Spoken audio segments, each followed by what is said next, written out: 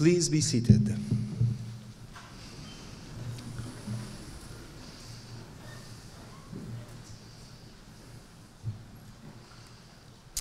Good morning to you all. My name is Serge Desmarais, and I'm currently the acting provost and vice president academic here at the University of Guelph. And I want to welcome you to the University of Guelph Service of Remembrance. This place, including this very building, is a place of learning, scholarship, and discovery. Visit this hall at different times on different days, and you will find students and instructors engaged in learning together about a wide array of subjects. This is also a place of celebration and ceremony. Just a few weeks ago, convocation ceremonies here saw a new cohort of University of Guelph graduates join a family of alumni who now span generations and the globe. And as the name suggests, this is also a place of remembrance. Built in 1924 through a community movement to remember those who served in the First World War. At the rear of this hall, where wreaths will be laid today, are two facing tablets. One bears the name of students, faculty, and staff members who lost their lives in the First World War. The other commemorates those who died in the Second World War. Also in this hall's chapel are two books of remembrance, inscribed with the names of all those who served in the armed forces during these wars. 2014 is the 100th anniversary of the start of the First World War, often referred to as the war to end all wars. Though much of the world has changed since 1914, we all know that conflict and violence are hardly things of the past, or things happening only in a distant place. Unrest, conflict, and violence continue to rack part of the world. Even here in Canada, we were shocked and saddened last month by the death of two members of our military forces here on home turf. Warrant Officer Patrice Vincent near Montreal, then 2 days later, Nathan Cirillo, a reservist guarding, of all places, the National War Memorial in Ottawa. Here on campus, we lowered our flags to half-mast to mark these tragic events. Last month's events remind us that Canada does not stand apart from upheaval and unrest in other places. Indeed, we must continue to stand on guard for what is right in the world. We're fortunate. We are known as a peaceful and tolerant nation that attracts people looking for new lives, new prospects, and new hope. Here at Guelph, numerous students, faculty, and staff are drawn not only to our well-earned reputation for learning and discovery, but also by those values of peace and tolerance. They know that they will find here a place of caring and community, a place of learning and discovery about ourselves and about each other, about community engagement, about compassion, about good citizenship. I've had the good fortune to work on this campus for nearly 20 years, and during this time, I've experienced firsthand Guelph's strong commitment to research, teaching, and community service. But perhaps most importantly, I've enjoyed other qualities that define us: the warmth, the spirit of generosity, volunteerism, and the caring that defines our campus and the larger Guelph community. This is a place that is open to and respectful of differing opinions, shared learning, and discovery. Those values seem particularly important on this day of remembrance. We honor those who gave their lives, both through our act of remembrance today and through our commitment every day to make a better place of the world that has passed from their hands to ours. Before we begin our ceremony, and out of respect to each of you who have taken the time out of your busy schedules to join us today, could I ask you to please take a moment to silence your cell phones for the duration of the service, and I thank you. I would now like to invite Ann Wilson, Acting Associate Vice President Academic, to the podium.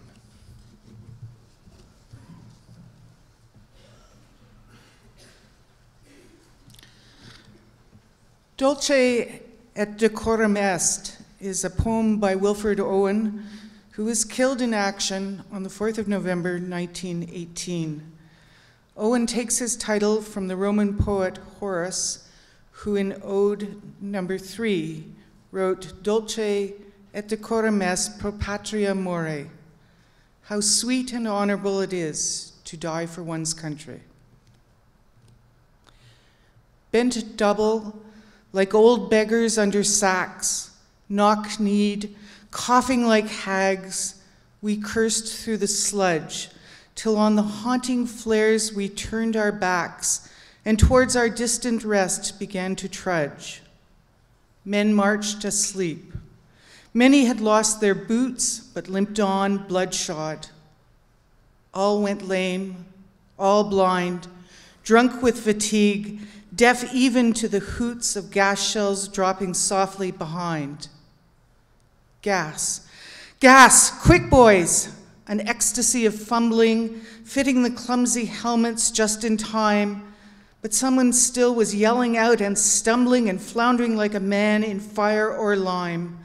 Dim through the misty panes and thick green light, as under a green sea, I saw him drowning. In all my dreams, before my helpless sight, he plunges at me, guttering, choking, drowning. If in some smothering dreams, you too could pace behind the wagon that we flung him in and watch the white eyes writhing in his face, his hanging face like a devil sick of sin, if you could hear at every jolt the blood come gargling from the froth-corrupted lungs, obscene as cancer, bitter as the cud, of vile incurable sores on innocent tongues, my friends, you would not tell with such high zest to children ardent for some desperate glory the old lie. Dulce et decorum est pro patria more. I now invite Ryan Brejak to lead us in a responsive reading.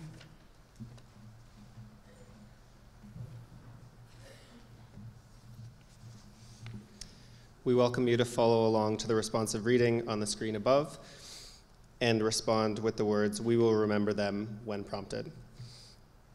They went with song to the battle. They were young, straight of limb, true of eye, steady and aglow. They were staunch to the end against odds uncounted. They fell with their faces to the foe. They shall grow not old, as we that are left grow old. Age shall not weary them, nor the years condemn. At the going down of the sun and in the morning, we will remember them.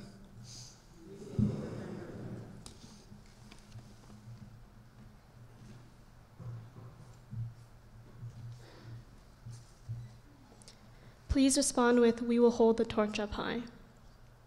Take up our quarrel with the foe. To you from failing hands we throw the torch. Be yours to hold it high. If ye break faith with us who die, we shall not sleep, though poppies grow in Flanders fields.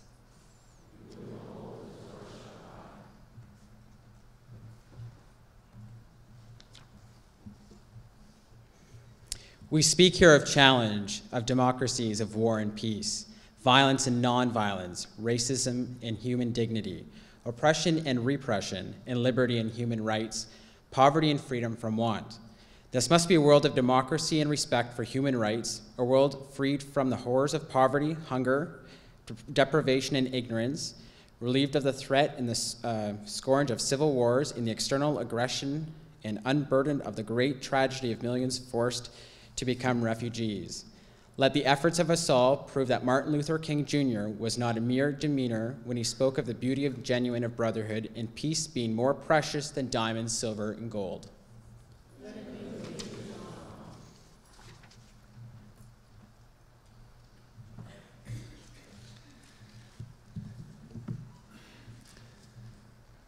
During the next song, the procession will collect the rose bowl and wreaths and proceed to the chapel in the back of the hall to lay them.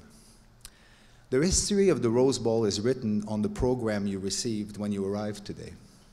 It was donated in memory of Royal Army Force Captain Royal Air Force Captain John Playford Hales, an OAC faculty member killed in France in 1918. The Rose Bowl will be carried to the chapel by John Playford Hales' nephew, David Hales. The student wreath is carried by a representative from the Graduate Student Association, Katie Clow, and from the Central Student Association, Colin Morris. The faculty and staff wreath is carried by Dr. Ann Wilson and Ryan Bridjack, and the alumni wreath is carried by alumni Heather Robinson and Brendan Gorman. The fourth wreath will be carried by Steve Nessner on behalf of the Royal Canadian Legion of Guelph. Please stand during the laying of the wreath.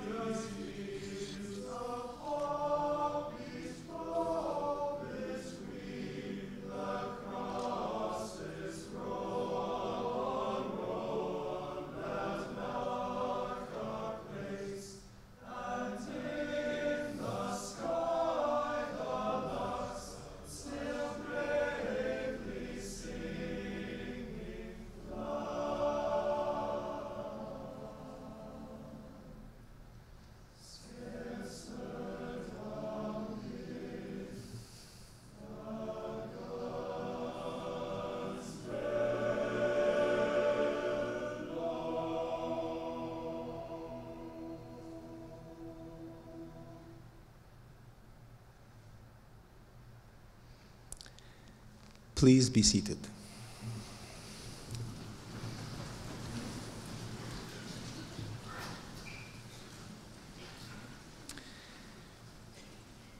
Let me now invite to the lectern Ifti Sheikh and Jamie Vanderberg from the multi-faith team here on campus.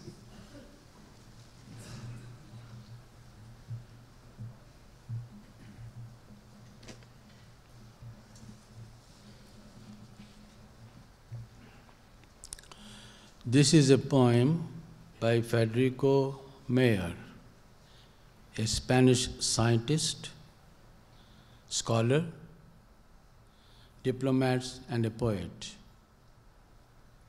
He says, "We will plant olive trees where before there were thorns.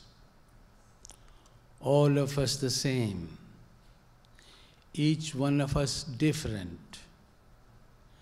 We'll walk hand in hand with the new song of love on our lips. We will plant olive trees where before there were thorns." Sharing is the one urgent need in this dawning of a new century. Paz, peace, pace, mir, shalom, salam. We will plant olive trees where before there were thorns. Thank you.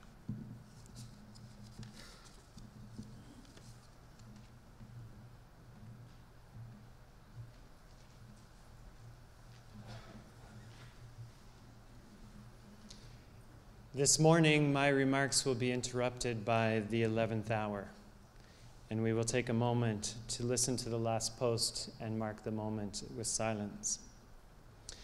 But before then, in 1936, almost 80 years ago now, O.J. Stevenson wrote a poem entitled "The Light of Remembrance." Dr. O.J. Stevenson was head of the OAC English department from 1916 to 1939. Several generations of Ontario students remember O.J. Stevenson as the author of public school readers and high school interpretations of Shakespeare. But for OAC students, he opened up the world of art, theater, poetry, and music. His colleagues called him the best English teacher in the province, and his students found him inspirational and his teaching transformational. Today, as we read excerpts of O.J. Stevenson's poem, "The Light of Remembrance," we need to acknowledge that this poem was written by a teacher who loved his teaching and his students, and he was devastated to see so many lose their lives. His poem is very much a local response to what was a global crisis. It begins, "For these, the light of life went out before the candle was well lit. For them, the flame of life went out in the murky, stifling dugouts, in hospitals at dawn, in no man's land, and in the fields of air while cloudless sunlight shone. Their light went out." On this Remembrance Day, we recognize all of those who lost their lives in situations of conflict, including those who lived to tell about it. We recognize the soldiers who fought 100 years ago in World War I. We recognize those whose light was extinguished in World War II. We honor those who have struggled to maintain peace in the wars of our more recent past. Today, we remember. But what does it mean for us to remember? To really remember the past? To dig up what was buried so long ago? O.J. Stevenson's poem brings the act of remembering close to home. He paints a picture in the rest of the poem of what continues to unfold on the athletic fields on this campus, and imagines all those who died in battle to be watching the scene. He writes, "On a mellow autumn afternoon, on yonder playing field, the young athletes speed to the racer's goal mid cheering throngs, and flag and pennon flutter, and young girls lend charm and color to the vibrant scene. And at the well-loved sound, sunk eyes peer forth again from these dim casements to behold the scenes in which of old they once shared. And ghostly figures mingle with the throngs. But when the last shout dies away and the dim night comes on, they vanish in the gloom. Put out the light? Nay, nay, while memory holds the light, their light will burn with deathless flame." At the heart of Remembrance Day is the act of remembering. As long as memory holds, their light will burn with deathless flame. Remembering is not just a simple or empty act. It's not just an hour carved out on November 11th. It's not just a meaningless ritual. Remembering is far more than that. It's a source of wisdom, an act of resistance, and a step toward peace. Let's start with wisdom. This summer, I reached out and grabbed a 6-foot tree that was growing on the edge of the tree line in the Northwest Territories. I grabbed it a foot or so from the top and I gave it a pull, expecting it to bend over like every other tree I had ever grabbed. This coniferous tree, though, didn't bend at all, and neither did the one next to it. Both had a strength that I had not experienced before. Earlier in the day, I had been talking to Tony, an elder in his First Nations community near Great Slave Lake. Together, we had talked about the trees. They were hundreds of years old. And we talked about wisdom. He told me about the 4 directions associated with Aboriginal spirituality, noting that the North is considered the place of wisdom. He said it's not just a place of hardship and suffering. It's a place in which hardship and suffering give birth to untold strength. The trees reflected this reality. It's as if they all had stories to tell. The trees looked tortured. Their bark was wrinkled and their branches weathered. They had survived hundreds of harsh winters and been battered by the strongest of gales. And yet there was nothing fragile about these stunted 6-foot trees.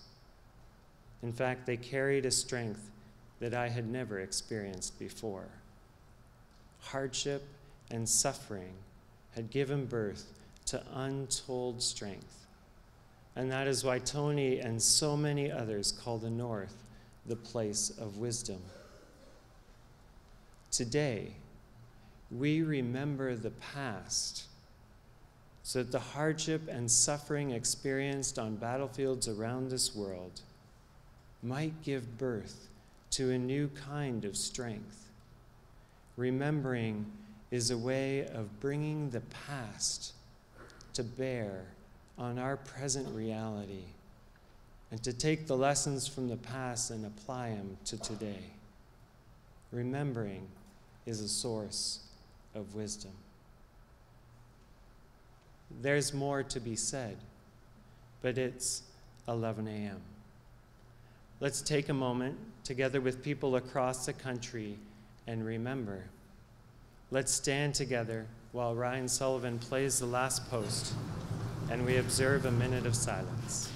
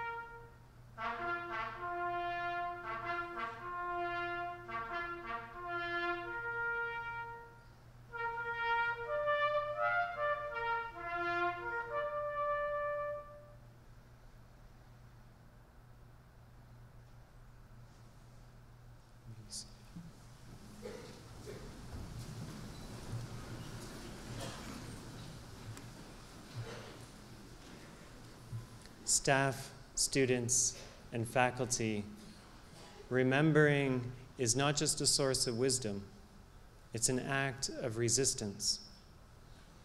We live in a world ripe with violence and full of human rights violations still today.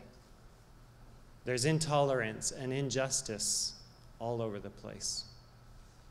Miroslav Volf, who lived through the conflict years in the former Yugoslavia, has also noted that we live in an age of forgetfulness, an age in which we are tempted by the newest technology, in which we hardly remember the lovely tones of the rotary phone, an age in which we are numbed not so much by the information that we receive and the news we hear, but by the sheer volume of it.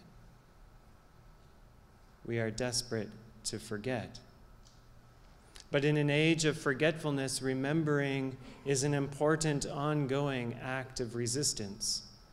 When we look back and remember the horrors of the trenches, when we look back and remember the effect of the gas, when we look back and remember the lives that were lost and the lights that were extinguished, it's our way of saying no more and not again.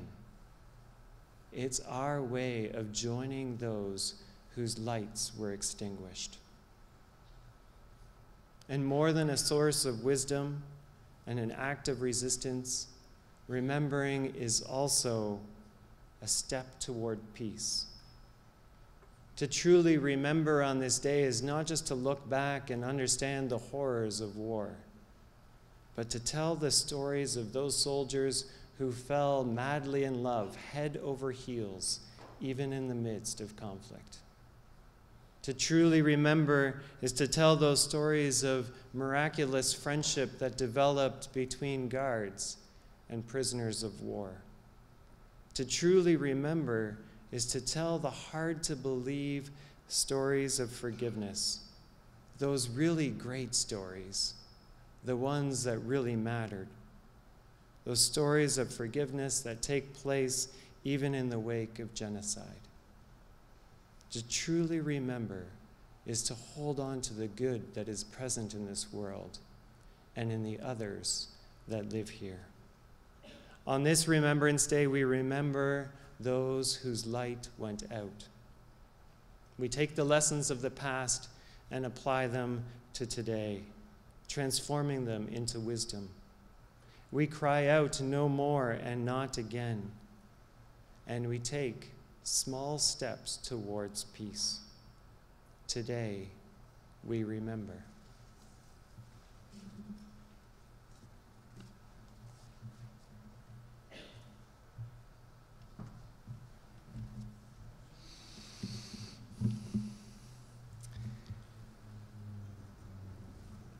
So we want to thank you for making time today to join us as we remember those that have served our country. As time passes, we must remember that it is because of their sacrifices that we enjoyed the freedom we have today. Today's event will end with one final song from the choir. Then there'll be a formal procession out of the hall. Please note that you are welcome to remain in the hall and reflect. And you can leave as you are ready. But as you leave, we will be distributing poppy seeds for you to plant in the spring so that next year, the city of Guelph will be a sea of poppies. These seeds are part of the 2015 community campaign to recognize the 100th anniversary of In Flanders Field, written by Colonel John McRae of Guelph during his time at a field hospital outside of Ypres in France. So once again, thank you very much for joining us today and for taking this moment of time to come together and share in this moment of remembrance. Thank you.